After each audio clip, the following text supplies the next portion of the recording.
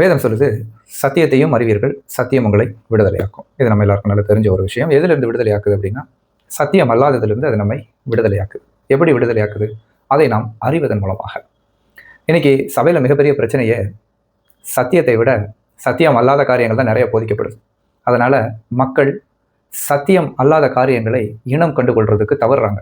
நான் ஒரு உதாரணம் சொல்றதை நீங்க புரிந்து கொள்றதுக்கு, ஒரு மெடிக்கல் ஸ்டூடெண்ட் எடுத்துக்கிட்டீங்க அப்படின்னா, மனிதனுடைய உடலமைப்பை பற்றி உதாரணமாக அவங்க ஹார்ட்டை பற்றி படிக்கிறாங்க அப்படின்னா, முதலாவது ஹார்ட்டோட நார்மல் ஸ்ட்ரக்சர், அதோட நார்மல் ஹார்ட் எப்படி இருக்குது அப்படின்னு மாதிரிலாம் படிப்பாங்க. அதோட நார்மல் ஃபங்க்ஷன் எப்படி இருக்குது அப்படின்னு படிப்பாங்க. அதை சரியாக படித்தாதான் அப்நார்மல் ஹார்ட், அதாவது நோயுற்ற பாதிக்கப்பட்ட அந்த ஹார்ட் எப்படி இருக்கும், நார்மல்ல இருந்து அது எப்படி வித்தியாசப்படுது அப்படின்றத கம்பேர் பண்ணி அதை கண்டுபிடிப்பாங்க. ஸோ நார்மல் ஹார்ட் எப்படி இருக்குன்னு சரியாக படிச்சிட்டாலே எந்த ஒரு அப்நார்மல் ஹார்ட்டையும் அவங்களால ஈஸியாக இனம் கண்டுகொள்ள முடியும். ஆனால் முதல்ல அப்நார்மல் ஹார்ட்டை, பாதிக்கப்பட்ட ஹார்ட்டை ஒருத்தன் படிக்கிறான் அப்படின்னு வச்சுக்கோங்களேன், அதை வச்சு நார்மலையும் அவனால் கண்டுபிடிக்க முடியாது, இன்னொரு அப்நார்மல் ஹார்ட்டையும் அவனால் கண்டுபிடிக்க முடியும். எப்படி தாங்க சத்தியமும். நாம் ஒரு குறிப்பிட்ட உபதேசத்தை முதலாவதே தவறாக நம்ம கற்றுக்கொண்டோம் அப்படின்னா, சத்தியத்தை வந்து சொல்லும்போது கூட அந்த குறிப்பிட்ட நபரால் ஏற்றுக்கொள்ள முடியாது. அதே அவங்க முதலாவது தெளிவான சத்தியத்தை அவர்கள் கண்டுகொள்ளும் போது மற்ற சத்தியம் அல்லாத எது ஒன்றையும் அவர்களால் ஈஸியாக இனம் கண்டுகொள்ள முடியும். சத்தியம் என்பது ஒன்று. இப்போ நான் சொன்னேன் இல்லையா, நார்மல் ஹார்ட், அது எல்லாமே நார்மல் ஹார்ட் எல்லாமே ஒரே மாதிரி தான் இருக்கும். ஆனால் அப்நார்மல் நோயுற்றது, நோயின்றது பல ரீதியில் வரும், பல விதங்களில் வரும். அதே மாதிரி தான் சத்தியம் என்பது ஒன்று தான். ஒரு உபதேசம்னா அது ஒரு சத்தியம் தான். ஆனால் கள்ள உபதேசம் பார்த்தீங்கன்னா நிறைய விதத்தில் வரும், ஒவ்வொன்றும் ஒவ்வொரு ரூபத்தில் வரும். நமக்கு தெரிய வேண்டியது என்ன, அந்த நார்மல் ஹார்ட் எப்படி நமக்கு தெரிஞ்சிருக்கிறது போல சத்தியம் என்ன என்பதை நாம் முதலாவதே தெரிந்து கொண்டோம் என்றால், சத்தியம் அல்லாதது எந்த ரூபத்திலிருந்து வந்தாலும் நம்மளால இனம் கண்டுகொள்ள முடியும்.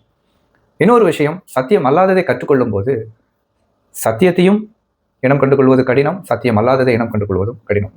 ஆகவே அன்பானவர்களே, இந்த நாட்களில் நாம் மிகுந்த ஜாக்கிரதையாய் சத்தியத்தை அறிந்து கொள்ளும்படி நாம் செய்ய வேண்டியது என்ன அப்படின்னு பார்த்தீங்கன்னா, யார் எந்த ஊழியக்காரர் எவ்வளவு பிரபலம், எவ்வளவு அறிந்தவராக இருந்தாலும், யார் எதை சொன்னாலும் அந்த உபதேசம் சரிதானா அப்படின்றத நாம் வேதத்தில் வந்து ஆவியானவருடைய துணையோடு தான் அதை நாம் முடிவு செய்ய வேண்டும், உறுதி செய்ய வேண்டும்.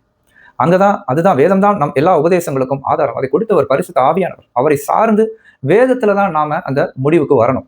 ஸோ இன்னொரு விஷயம், சத்தியம் அல்லாததை நாம் கற்றுக்கொண்டு இருப்போமானால், சத்தியத்தை நாம் அறிய வரும்போது, அதை யாராவது நமக்கு சொல்லும்போது, அது வேதத்துல சரியா இருக்கும்போது, நாம் ஏற்கனவே கற்றுக்கொண்ட சத்தியம் அல்லாத காரியங்களை நாம் மறந்துவிட, விட்டுவிட நாம் ஆயத்தமா இருக்க வேண்டும். அதை அன்லேர்ன் பண்ணணும். அதையே உள்ள வச்சுக்கிட்டு இருந்தோம் அப்படின்னா சத்தியத்தை நம்ம அறிந்து கொள்ள முடியாது. ஸோ நாம் சத்தியத்தை அறிந்து கொள்ளும்படி ஜாக்கிரதை உள்ளவர்களாக இதை தேட வேண்டும். சத்தியத்தின்படி நடக்கக்கூடிய எண்ணம் நமக்கு வேண்டும். எந்த ஒரு உபதேசத்தையும் வேதத்தில் ஆவியானவருடைய துணையோடு நாம் அதை உறுதி செய்ய வேண்டும். அது சத்தியம் தானா அப்படிப்பட்ட ஜாக்கிரதை உள்ள ஒரு வாழ்க்கைக்கு நம்ம அர்ப்பணிப்போம். அட்ரஸ்